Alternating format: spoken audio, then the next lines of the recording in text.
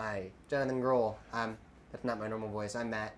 Hey, Matt. Hey. So, you live in Southside.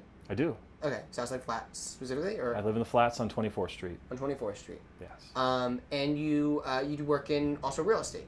Work in real estate as a full-time landlord, and I also keep a license as a real estate salesperson. Oh, very cool. So you have a different take on what most people would have, and that take is you know the people who are moving in, I guess, right? I do, yeah. And you know also you're involved in different organizations too.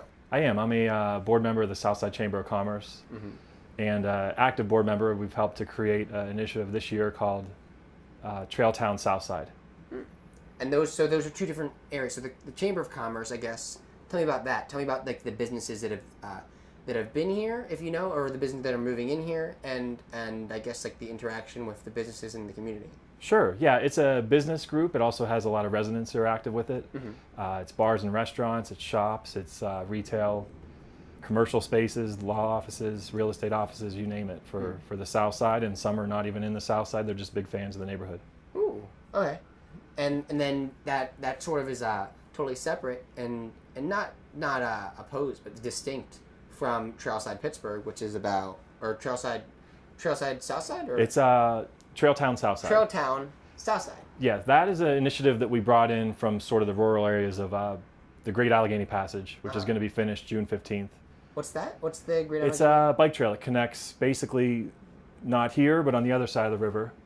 It'll connect all the way out through to Washington, D.C. And it stops along the way in little old mill towns that have established themselves as trail towns.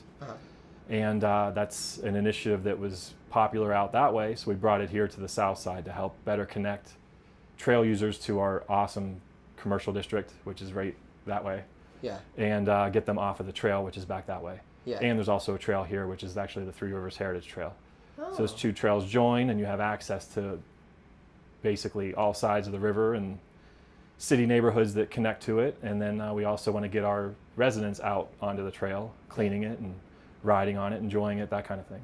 Yeah, if you have it, you might as well enjoy it and take advantage of it. You should, and you'd be surprised at people who don't realize it's here. Yeah. They've lived there all their lives. Maybe they've lived there 65 years or so, and they would have no idea that there's a trail system at all, or that the riverside's pretty accessible. River, yeah. You have Southside Park right beside us, and then beyond that, it's going to be South Shore Park, right beside the Hofbrau House. That's going to be finished this summer. So you have basically a meandering coastline that you can walk on. Is this like the Monongahela, or? That is the Monongahela, yes. Okay, cool. Or the Mon. I guess you call it the Mon, the Monongahela. Yeah. You call it the river. Looks really nice though. I see geese or something. Oh yeah. I mean, we're under a bridge, and there's some crusties that live just about a few blocks that way under the bridge. What? Some what? Some crusties. Have you heard of them? No, I haven't. No, they're just vagrants that come in on the railroad tracks. Oh, okay. Like people. They might be your age. They might be my age, and they're people. And not they, like a species called a. They're not. Yeah, they're species of people. Species of people. Yeah. Okay. Cool. And then you have, I guess. So we spoke about your organization with Trail Town. Southside. That's right. And we spoke about, I guess, the Chamber of Commerce a little bit. But how is the Chamber of Commerce, or how has commerce in Southside been changing? Where do you think it's going? I guess you have your finger on the pulse of that, since you're in that organization. I think so. Yeah, I think we're coming together as a community. We've had some leadership changes and some challenges in the neighborhood, and we've established ourselves as sort of ready to go. We have all of our infrastructure built. It's all walkable. It's all flat. Everything's here. We have 2 pools. We have a renovated library. We have brand new housing and development over in the Southside Works. We have old development of Station Square that's ready to go. We have everything in between that's the historic district. Yeah. And we're trying to pull it all together along with the residents and businesses that are involved with that, and get on the same page as far as what do we need for things like parking and amenities and parks and trails and all those kind of things. Yeah, you have so much history and culture here, which is really what's amazing. And then you also have all these new things that are happening, and that's also really great.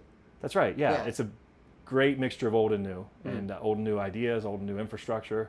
Some cases that's been a challenge, and we're trying to work on that in the community. Yeah. What made you, I guess, move to South Side? Because you said you've only been here 5 years. That's right. And so, where did you move from? Why did you move here? I lived in a neighborhood of Pittsburgh Beachview in the south, and then before that I was in a suburb for a year, basically renovating houses, living in them, selling them, and moving on from there. And I eventually got to the south side about 5 years ago. I wanted a place that I could walk just about anywhere, leave my car parked if I had to. Yeah. And the bike trails, the river access, all of it's perfect. I think it's the perfect Pittsburgh neighborhood. It is. It really. I mean, so far I've seen, and it's like been great. Yeah. Great views and great people. Yeah. But there's also a tremendous amount of opportunity here. What's I'm sensing. There is. There's basically, you go down to 10th Street and you have from 10th to Station Square, basically a industrial area that has some homes that are more affordable. You go up into the slopes that we're facing here, opposite the river, and then up into the slopes there's amazing deals on homes with amazing views. You go further out and there's other Pittsburgh neighborhoods that we want to eventually connect to, to be able to walk and bike and do the things that, we imagine ourselves doing in a world-class city, and getting up in there and experiencing those things. So there's definitely still a lot of opportunity in the south side. We've not been a trendy neighborhood lately, but it's still, I think, the best neighborhood, and maybe that's been overlooked lately. Yeah. What is Station Square? You've mentioned Station Square. What exactly is Station Square? Is that distinct from South Side Flats? Well, it's funny that nobody really sort of knows, and I look on your map, it's listed as the South Shore. Okay. I don't think anybody lives there. I think that might be just the stretch that has some industry and Station Square on it, but I feel like we're connected by a continuous bike trail that goes from Station Square and beyond over to the historic district, sort of over this way, over to Southside Works, and then on to Washington, D.C., and all the towns in between. So it's an opportunity to sort of say that we're a connected entity with them, and then maybe start thinking about how we connect to Mount Washington, how you can walk and bike up there and stay out of your car and not be inconvenienced by the traffic that might be something a person in the suburbs thinks is what you deal with here, which is not. Yeah. What about the people here? So so over the past 5 years, have you been renting the same people, or do you rent to a lot of different people?